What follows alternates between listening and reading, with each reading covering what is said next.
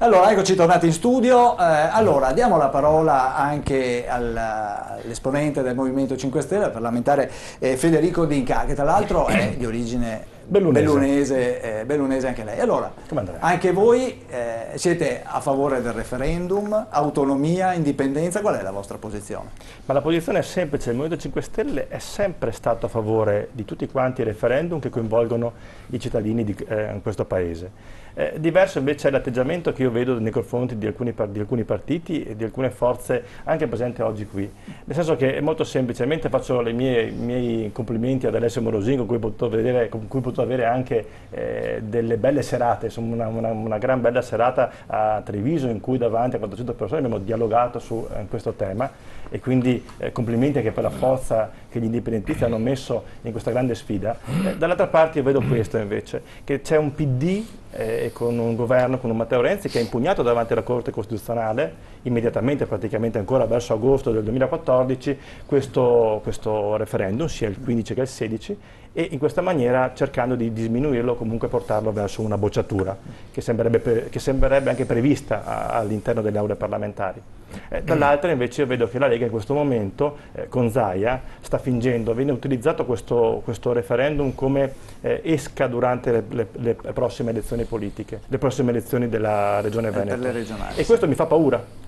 Fa paura perché, come ha detto prima il professore, ha identificato anche i veneti come delle persone che lavorano, che pensano alla famiglia, che si interessano poco alla politica e che magari ci cascano in queste situazioni dove davanti a un presidente come può essere Zaia che parlerà durante l'elezione del referendum, non c'è invece la volontà politica, il coraggio di affrontare comunque il referendum e di portarlo comunque a termine lo stesso, quindi prima della sentenza della Corte Costituzionale, che poi se boccerà questo referendum non importa, il popolo, i cittadini veneto, avranno comunque deciso e decideranno se vogliono l'autonomia, se vogliono l'autodeterminazione.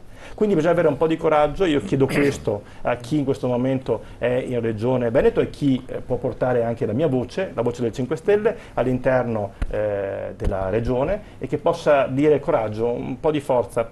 Se io ho fatto anche un'interrogazione parlamentare nella quale chiedo che venga rispettato i termini per le prossime elezioni regionali dal 15 maggio al 15 giugno e quindi si possa avere il tempo prima di raccogliere i fondi, visto che verrà pagato dai cittadini, e di poter fare questo referendum, che è un referendum consultivo, io lo ripeto sempre.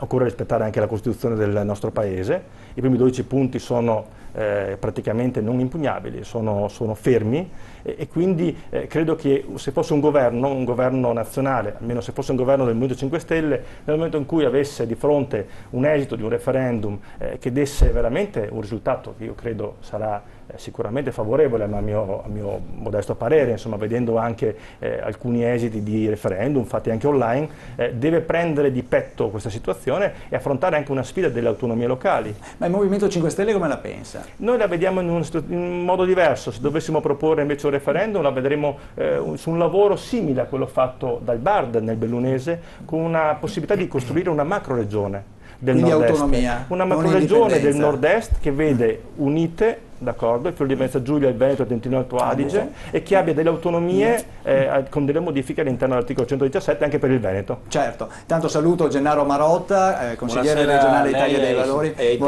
vostri telespettatori chiedo scusa del ritardo. Ci mancherebbe. Adesso arrivo anche da lei perché la sua è la voce diciamo che Morosina, allora lei voleva porre l'accento sempre su indipendenza e autonomia, e infatti era quello anche il motivo della domanda. Sì. Beh, intanto ringrazio l'onorevole D'Inca che ha accolto due passaggi importanti della nostra azione, quello di aver sposato il diritto dei veneti di votare, quindi il popolo veneto ha questo importante appuntamento con la storia che grazie a una legge si può esercitare. Quindi loro, come 5 Stelle, hanno fin dall'inizio con molta chiarezza difeso il diritto di votare, anche se poi hanno una proposta diversa. La seconda cosa che ha detto importante, e l'ha detto anche in un convegno e poi l'abbiamo realizzata insieme, è quella di un'interrogazione parlamentare che poi ha da me sollecitata e da lui formalizzata, che difende la legalità del voto secondo quello che è previsto dalla legge regionale, dalla legge statale del 2000 e dalla Costituzione, per cui il Veneto deve votare tra il 15 maggio e il 15 giugno. Su questa agenda lunga si inserisce evidentemente uno spazio ampio, amplissimo, per portare a maturazione il referendum e non per parlare della scadenza elettorale. Perché se noi andiamo a far confluire il momento, diciamo, della consultazione referendaria con addirittura la scadenza delle elezioni regionali, andremo ad annacquare, andremo a distruggere, andremo a devitalizzare la forza di questa questione, che se posta da sola, come già si capisce dai sondaggi, avrebbe una risposta inequivoca. Tra il 75 e l'80%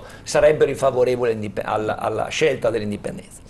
Proprio perché le percentuali sono così forti, bisogna che almeno in una trasmissione informativa come questa noi abbiamo la capacità di distinguere, di spiegare che l'autonomia è una cosa completamente diversa, distinta e distante dall'indipendenza. Che è quella che chiedete voi. Non sono neanche parenti. Cioè, a lei non interessa il referendum sull'autonomia? Assolutamente, tant'è vero che quello, come sanno i consiglieri regionali, quindi abbiamo 2 presenti, fu introdotto a fine settembre del 2013 dall'allora raggruppamento di Forza Italia nel tentativo di bloccare attraverso così uno strumento ulteriore quella che era ormai la corsa che aveva intrapreso il progetto di legge 342, che poi è diventato legge 16. Nessuno se la fila alla legge 15, questo è il punto. La distinzione, e mi prendo solo questo spazio tra indipendenza e autonomia, è decisiva. L'indipendenza è una cosa che chi è titolare del potere concede al popolo, che più o meno tumultuante,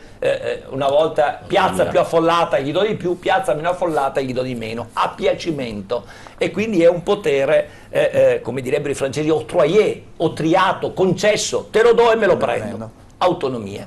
Ed è una cosa, come vedono, ecco qui l'accostamento che non va bene con tutto il processo autonomistico, sacrosanto diritto della montagna, del bellunese di avere l'autonomia, ma loro hanno esercitato il referendum ma non hanno mai ottenuto la possibilità di vedere poi concretizzata la volontà di decidere, perché quel referendum sull'autonomia è cosa completamente diversa, è, come dico io, intra ordinem all'ordinamento italiano, alla struttura dello Stato italiano. Quello sull'indipendenza è costruito prevalentemente sul diritto internazionale, sul diritto di autodeterminazione, che è norma sovracostituzionale, ma non è in conflitto con la Costituzione. Questo è un punto fondamentale. E sarebbe stato interessante interloquire con il dottor Trabucco, che ha detto delle cose dalle quali io dissento totalmente. Anzi, io ritengo che chi si oppone al referendum sull'indipendenza in qualche modo violi la Costituzione. Io lancio una provocazione fortissima e una sfida anche scientifica, se vogliamo, perché dico scientifica, non sono portatore io di competenze accademiche, di passione certamente, ma abbiamo una schiera di accademici che si sono posti su questo versante a sostenere questa tesi. Il diritto di autodeterminazione è diritto sovracostituzionale, è norma del diritto internazionale che viene prima della Costituzione, e perché viene prima si sposa ed è addirittura valorizzato dall'articolo 10 della Costituzione con riguardo al punto dove dice: l'ordinamento giuridico italiano si conforma alle norme del diritto internazionale generalmente riconosciute. Queste norme di natura pattizia, e l'autodeterminazione è per antonomasia norma di diritto pattizio, norma di natura pattizia, deve essere attuato. Chi si oppone, e questa è la conclusione per non abusare della sua cortesia, viola la Costituzione. Questa è la provocazione che lancio io. Adesso le risponde Gennaro Marotta.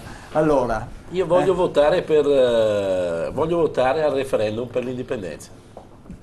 Ha sorpreso tutti. Sì, ma c'è un motivo. Il problema è che però non lo faranno fare. Ecco.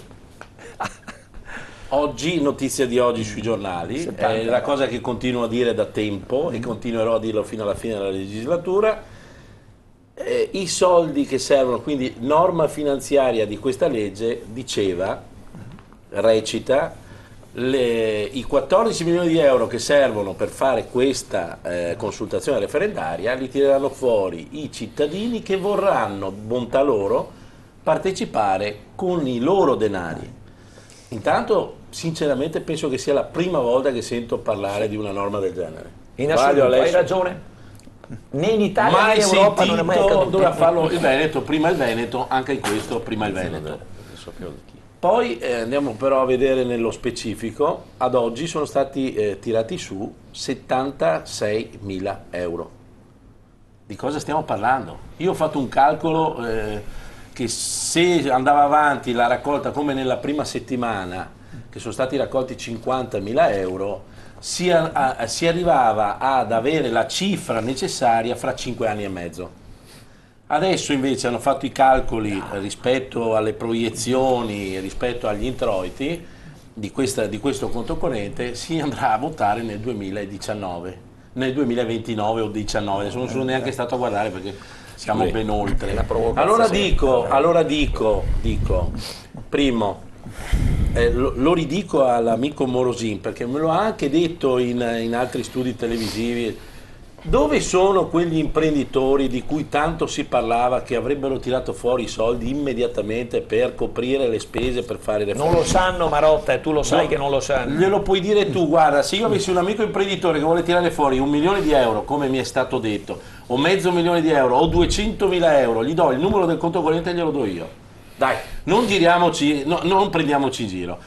Oltre a questi, dove stanno i 2 milioni di voti che sarebbero stati, come si dice, le persone che hanno votato il referendum online, il famoso online del, non mi ricordo come si chiama, l'autogoverno veneto che si è autoproclamato in piazza dei signori a Treviso, in piazza dei signori a Treviso. Cioè, dove stanno? 2 milioni. Se questi versavano 10 euro a testa, tutti questi 2 milioni di persone, anche quelli dell'Argentina, che hanno votato dall'Argentina, che sembrano abbiano votato dall'Argentina, così dicevano i giornali, i 14 milioni erano già fatti, finiti. Certo. E io voglio votare al referendum, voglio votare. Certo, scusa Stefano, un attimo solo, perché abbiamo in collegamento telefonico, abbiamo Oliviero Cassarà del Comitato Bandiera Italiana 17 marzo.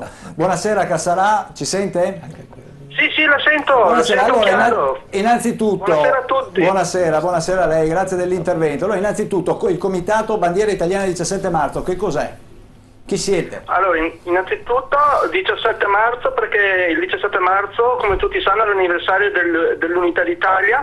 Infatti nel 1861, in seguito alla promulgazione della legge 4671 del Regno di Sardegna, in seguito nacque l'Italia. Il Veneto ovviamente allora nel 1861 non era ancora parte dell'Italia, ma c'entrò in seguito, insomma. Adesso i Veneti sono una delle grandi famiglie che compongono l'Italia. E stavo ascoltando poco prima le parole che dicevate riguardo al referendum indipendentista proposto da plebiscito.eu. È notizia di qualche giorno fa che ci sarebbe stata questa commissione OCSE che doveva per l'appunto dopo 7 mesi dare, come dire, l'approvazione dei dati, insomma, di questi milioni di veneti che hanno votato, e dopo 7 mesi invece non si sa ancora niente, quindi a tutti viene un po' da pensare che i dati poi dopo tutto non siano così veritieri se dopo 7 mesi non si vuole dare i risultati, non si vuole dare le prove che tutto sia stato veritiero. Quindi... Senta Cassarà, mi scusi, ma allora voi siete contrari al fatto che si voti, che si tenga questo referendum consultivo? Noi non siamo contrari alla democrazia, però ci rifacciamo ai valori costituzionali, e nella Costituzione c'è scritto chiaramente che non è previsto un referendum di questa tipologia.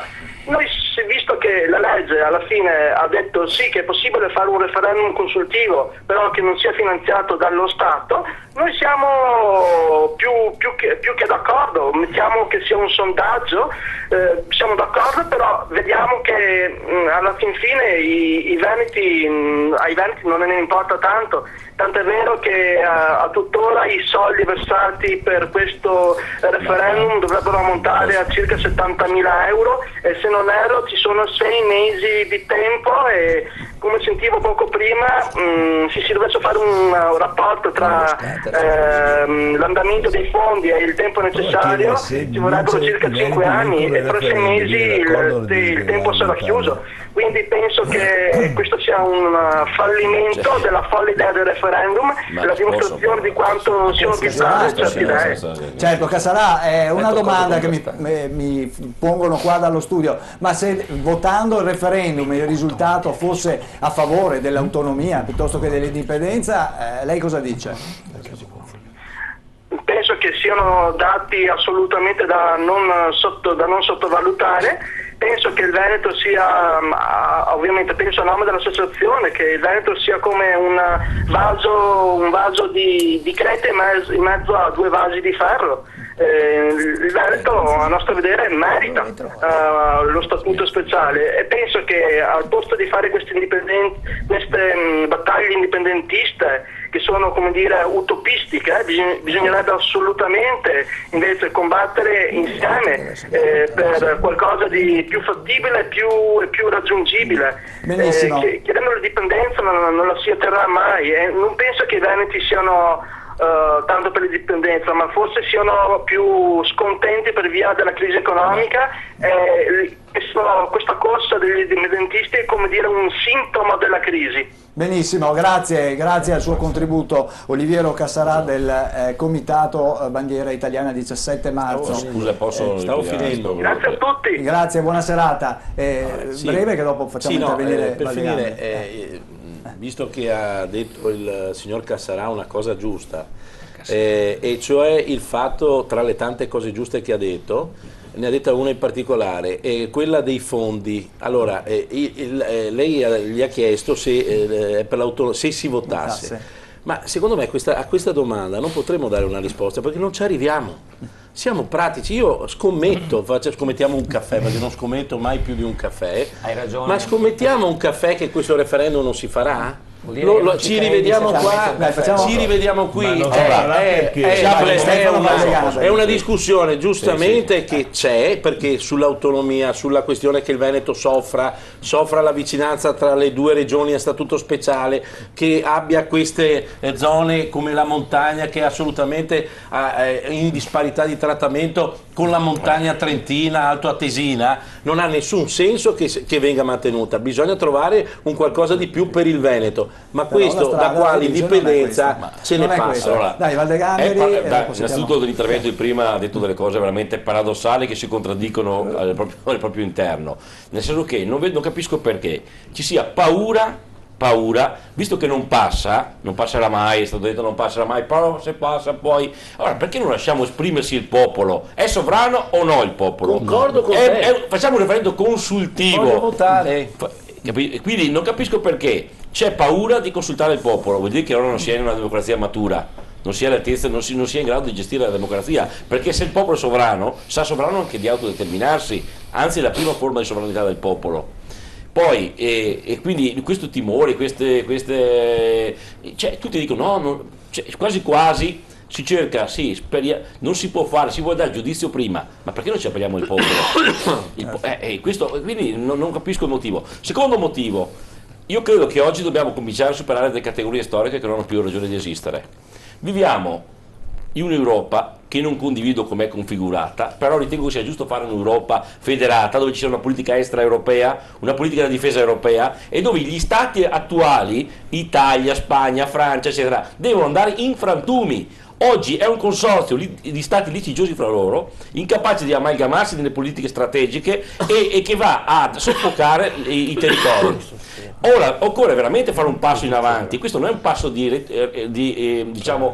nostalgico di tornare al feudalesimo, questo è il futuro. Cioè noi superiamo un livello di governo che è il livello dei stati nazionali attuali, pseudo nazionale perché non rappresenta nessuna nazione, l'Italia. Occorre fare quindi una macro regione, chiamiamo una regione che abbia una storia attorno di valori storici come può essere il Veneto. La Repubblica Veneta è stata una realtà per 1000 anni, è un imprinting in un territorio che va raccolpato e portato in un contesto europeo come una regione stato d'Europa, un federalismo europeo come quello degli Stati Uniti. Cioè questo processo dobbiamo fare e non fermarsi a categorie Italia, Spagna, Francia eccetera, perché chi è retrogrado e chi ragiona in quel modo, quindi il referendum per l'indipendenza, per l'autodeterminazione guarda una visione più ampia e al superamento di categorie che oggi stanno affossando e mortificando con centralismi, anche con un sistema centralistico. Noi vogliamo sussidiarietà, vogliamo possibilitare ai territori di esprimersi in un contesto di globalità. Questo è il nostro obiettivo. Lei è per l'indipendenza o l'autonomia? Io ho depositato il referendum, credo primo firmatario, credo che ho incavolato le discussioni, mi pare proprio chiaro. Solo un contributo di informazione che la gente non sa, perché anche Marotta tende a dimenticare, ma Marotta è intelligente e quindi adesso ha sposato l'idea del voto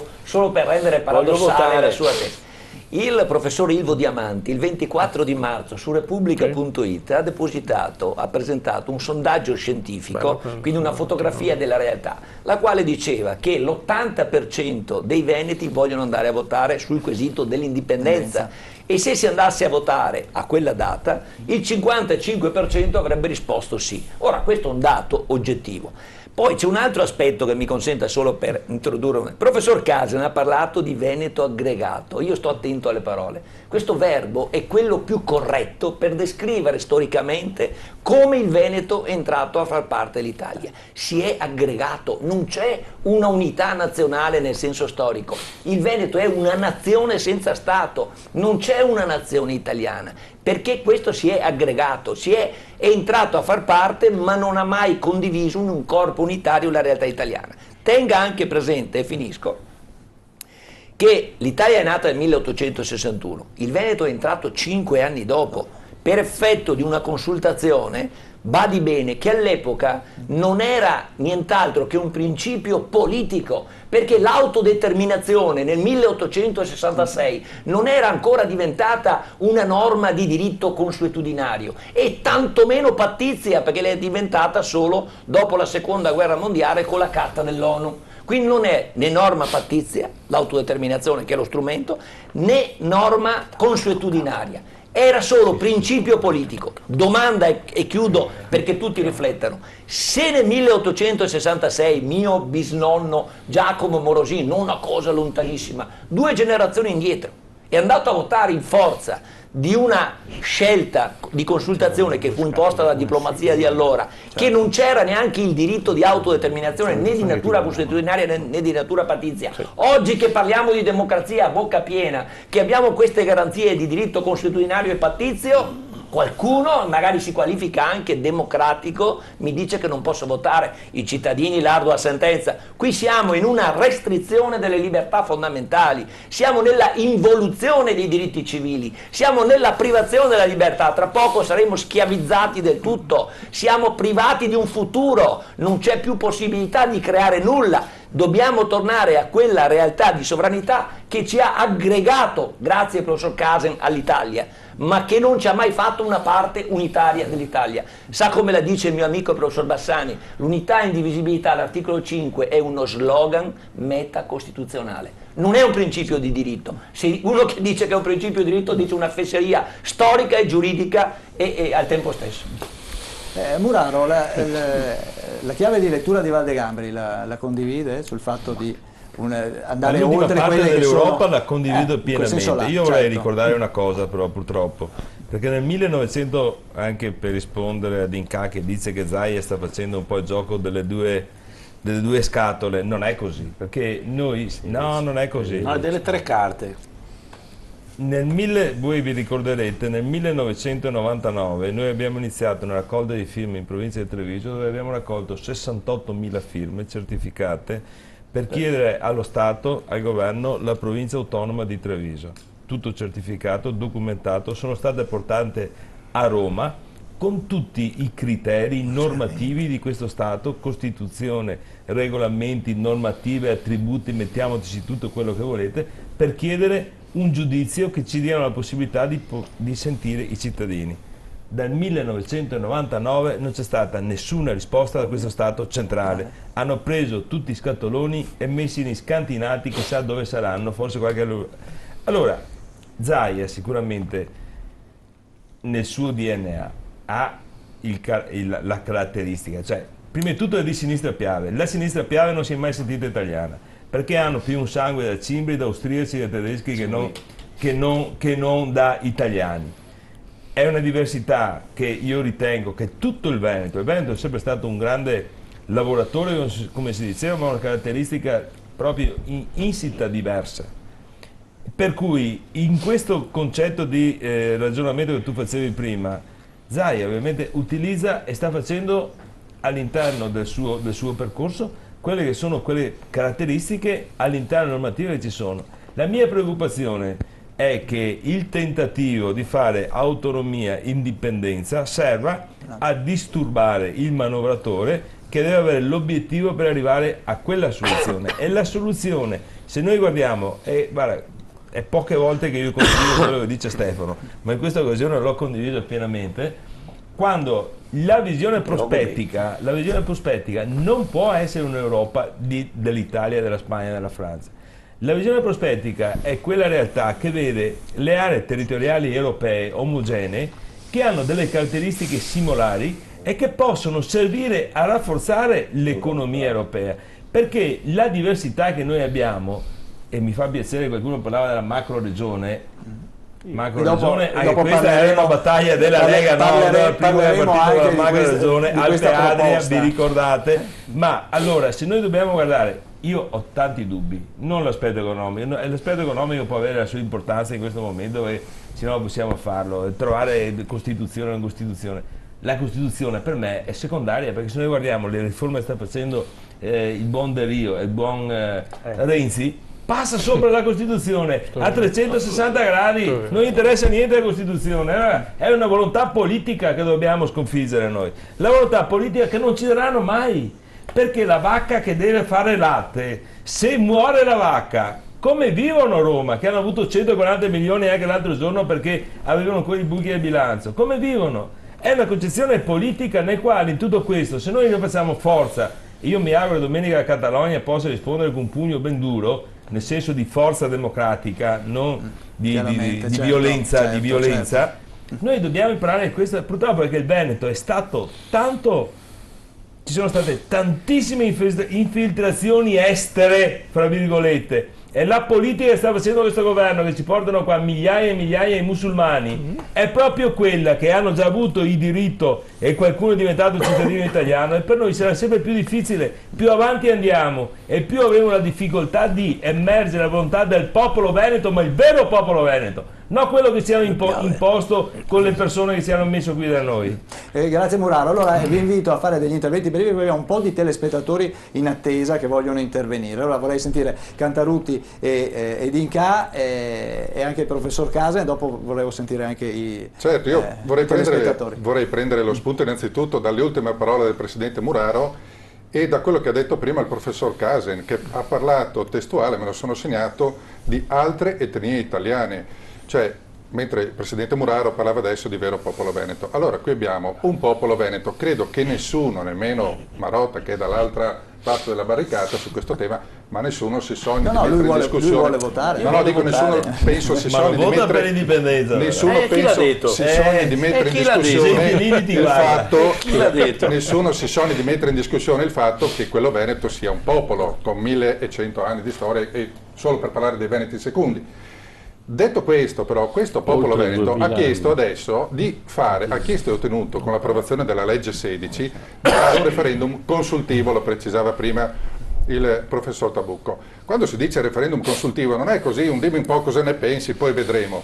Paradossalmente, come diceva un grande giurista ormai di altra generazione, il professor Mortati, è paradossale parlare di referendum consultivo, perché una volta che i veneti si dovessero esprimere su questo punto e dovessero dire noi vogliamo l'indipendenza, che cosa resta da fare a chi ci rappresenta se non agire di conseguenza dichiarando l'indipendenza? Quindi sul consultivo c'è tutto un discorso da fare. Termino con una considerazione, vorrei rivolgermi all'onorevole D'Inca prima. Questa legge 16, è partita da noi indipendentisti, però diamo atto che è stata firmata per primo da Stefano Valdegambri, poi l'hanno firmata molti altri consiglieri regionali e di fatto è passata quando Luca Zaia ha battuto il pugno sul tavolo e ha detto: questa proposta Valdegambri, questo progetto di legge Valdegambri, la 342, deve passare. Allora, tutti i meriti ce li prendiamo noi indipendentisti? No, noi abbiamo fatto molta parte del lavoro, certamente io in primis l'ho scritta, ho contribuito con altri a spingerla, eccetera, ma diamo atto di una cosa: questa legge non sarebbe mai passata se la maggioranza, da Stefano Valdegambri, che non è maggioranza, ma la maggioranza, intendo dire, dei consiglieri, per arrivare a Luca Zaia non avesse deciso che doveva diventare legge dello Stato. Chiudo con un'ultima considerazione brevissima: noi non vogliamo fare la fine della Scozia. Quando sentivo dire c'è da Alessio Morosin c'è un lasso di tempo da qui alle elezioni, qualunque sia, piccolo o breve, noi abbiamo il dovere di informare, come stiamo facendo questa sera per esempio, di informare correttamente i veneti, perché 5 milioni di veneti devono essere informati su quando sta accadendo. Andare a fare un referendum per fare la fine della Scozia? No, grazie. È anche per questo che abbiamo costituito il comitato, poi Alessio Morosin ha ritenuto di non farne parte. No, non parla per te, io non ho detto che ne faccio parte, sono uno dei soggetti invitato dalla Regione e ho posto dei problemi di natura giuridica e politica che sono ancora da risolvere. C'è chi ha fretta di creare confusione e vuole creare anche altri conti e altre cose. Ma non citarmi allora. Pensa a dire le castronate che vuoi dire te, no? Attribuire a me delle cose inadeguate. Come sempre studiato a Oxford, diciamo che in questo comitato che si è andato costituendo sotto il patrocinio della Regione, riunioni a Palazzo Balbi, non in un bar,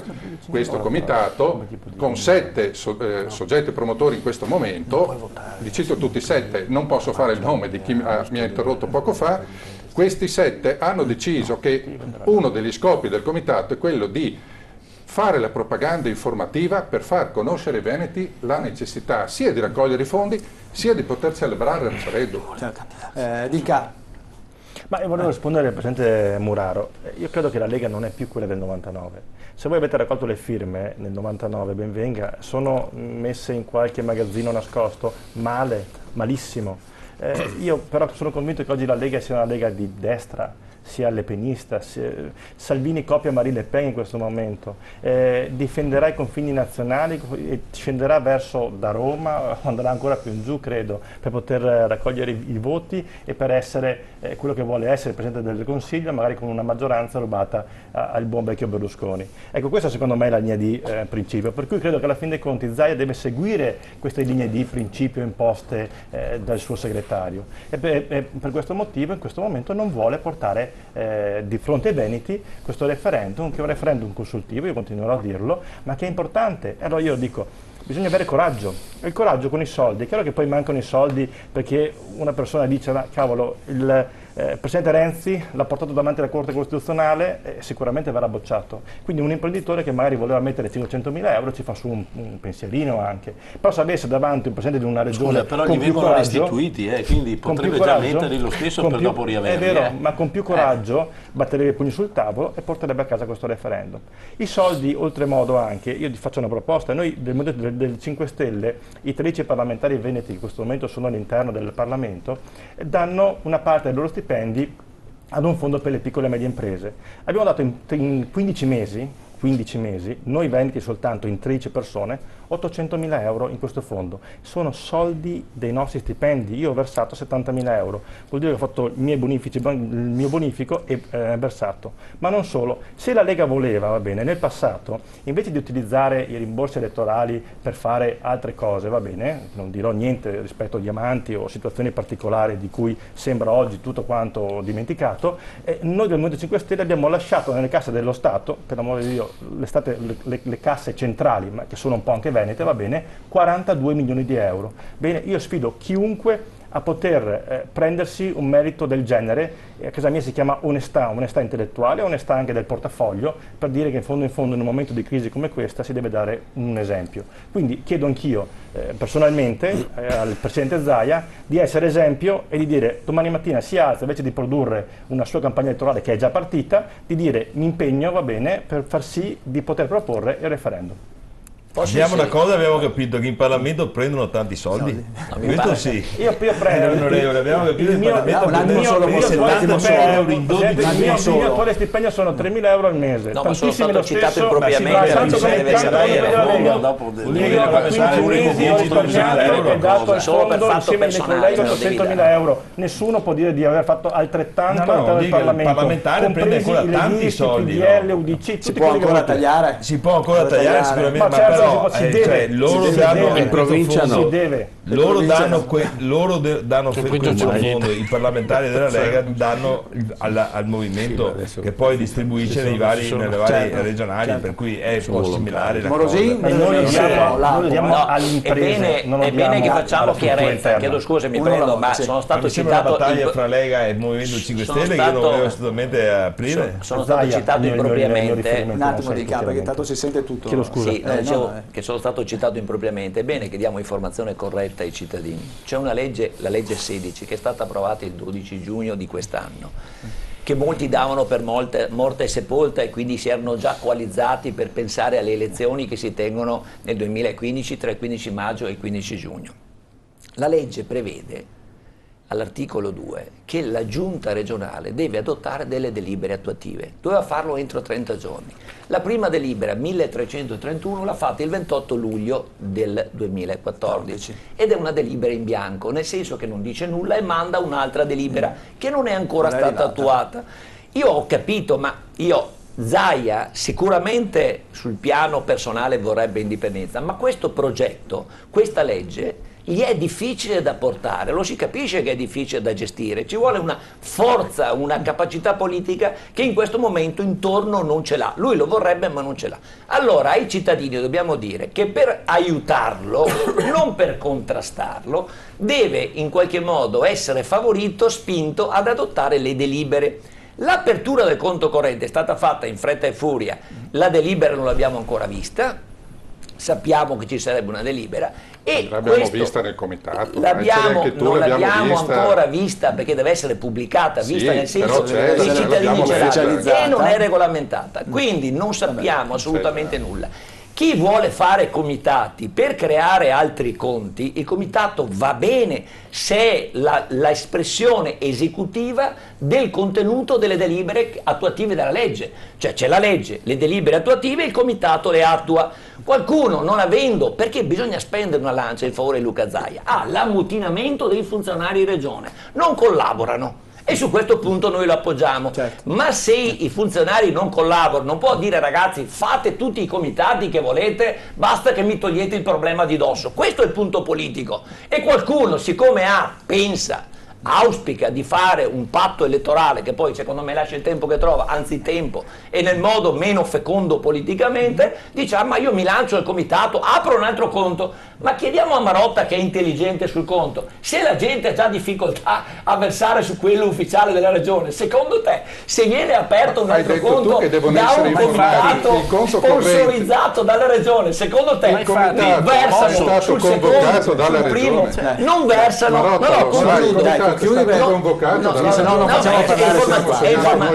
è informazione importante, quindi voglio dire, se apriamo anche un altro conto intestato a un comitato, la gente non capisce più nulla e non vota nulla, c'è un solo referendum, un solo conto corrente che è quello aperto dalla regione, bisogna dare informazione e adottare le delibere, questa è chiarezza. Chi pensa alle elezioni, l'ha costituito la regione, lasciami parlare, no ti fai una trasmissione, chi pensa alle elezioni evidentemente non vuole la consultazione referendaria, non gliene frega niente della consultazione referendaria, diciamolo con chiarezza, almeno sia Cataruti, per piacere.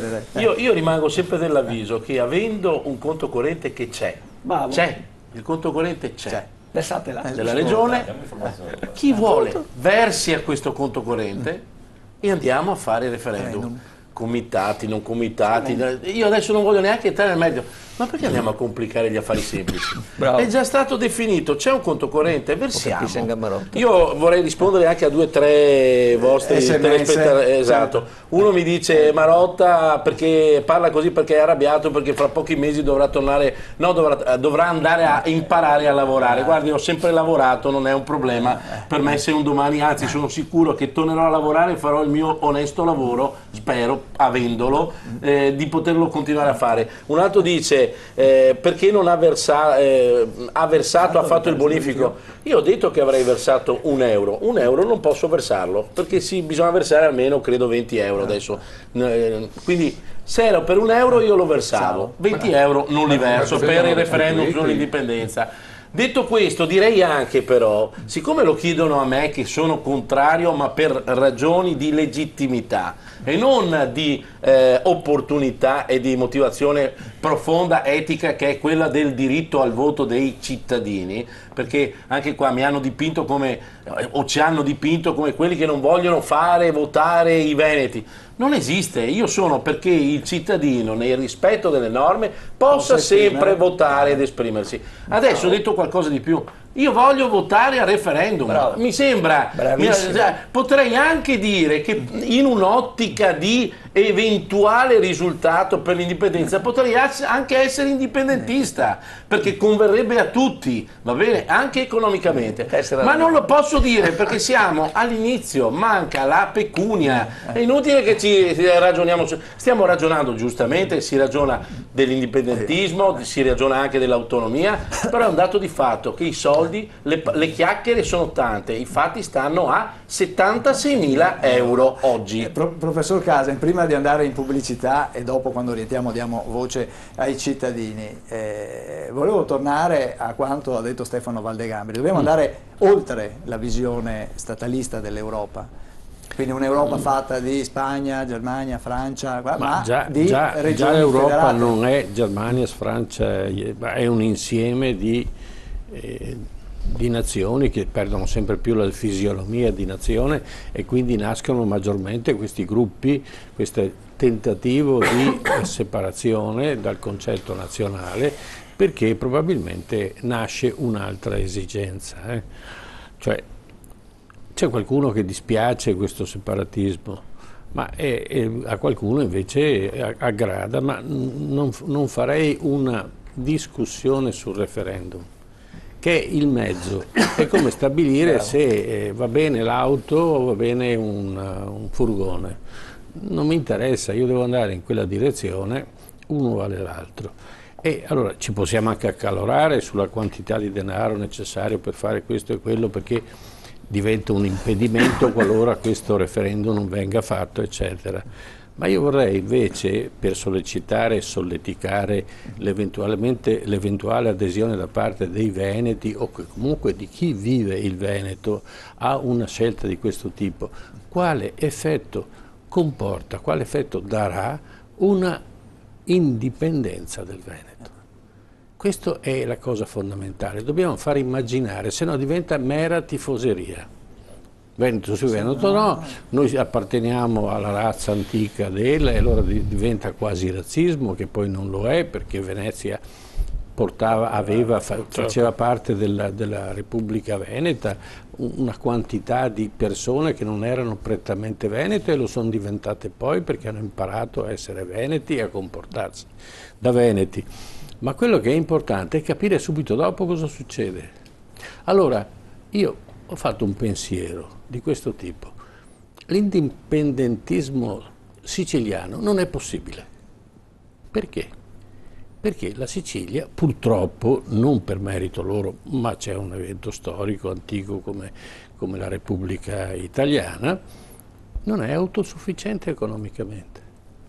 Invece il Veneto sì, perché il Veneto è in grado di poter produrre ancora. Se continuiamo a gestire l'Europa in questa maniera diventerà invece un sacrificio per i veneti, diventa un punto fondamentale e potrà essere indipendente perché economicamente, strutturalmente e da un punto di vista imprenditoriale, economico, sociale, politico e anche culturale può avere una sua indipendenza, ma non una sua indipendenza intesa come staccato dal resto dell'Italia, ma come apporto dell'Italia.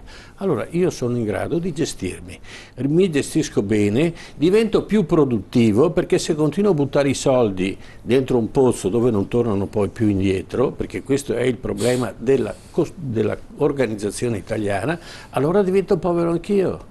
E invece se io divento più forte, il mio grado di appartenenza, e credo che questa sia la strada, il mio grado di appartenenza all'Italia è positivo.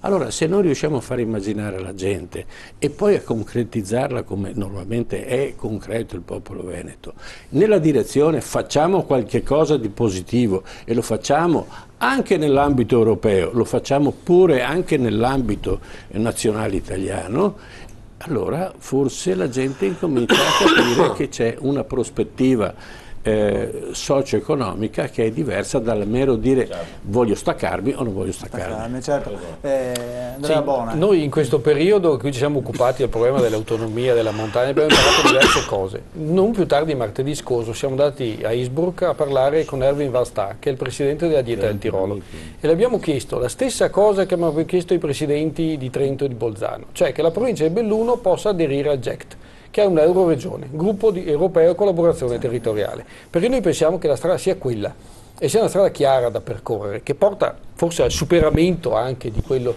che adesso esiste e va verso il futuro. Cosa ci ha detto lui? Voi dovete avere, per parlare con noi, almeno i poteri di una regione ordinaria italiana.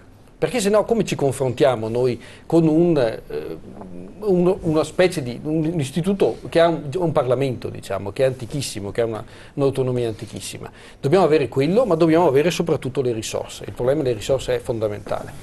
Trento e Bolzano si trattenevano i 9 decimi delle tasse riscosse nel proprio territorio, adesso trattengono i 7 decimi. I 7 decimi sono indispensabili in una provincia di montagna perché possa funzionare.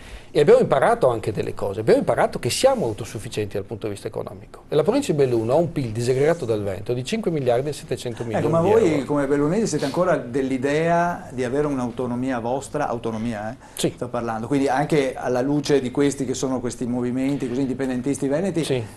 Avreste sempre voglia di restare... Noi diciamo, cominciamo un percorso con questa euroregione che è una regione composta esclusivamente di territori interamente montani. Questo non vuol dire che domani usciamo dal Veneto, vuol dire che cominciamo un percorso di altro tipo, perché l'Europa dice voi siete all'interno della Convenzione delle Alpi, siete un territorio interamente montano e omogeneo, lavorate con questi, cominciate a lavorare con questi. Noi vogliamo poter cominciare questo percorso. Ma come facciamo noi con una provincia di secondo grado che non riesce nemmeno a chiudere il bilancio a trattare con queste entità? Cioè questo è un fatto fondamentale. Poi i soldi ci sono.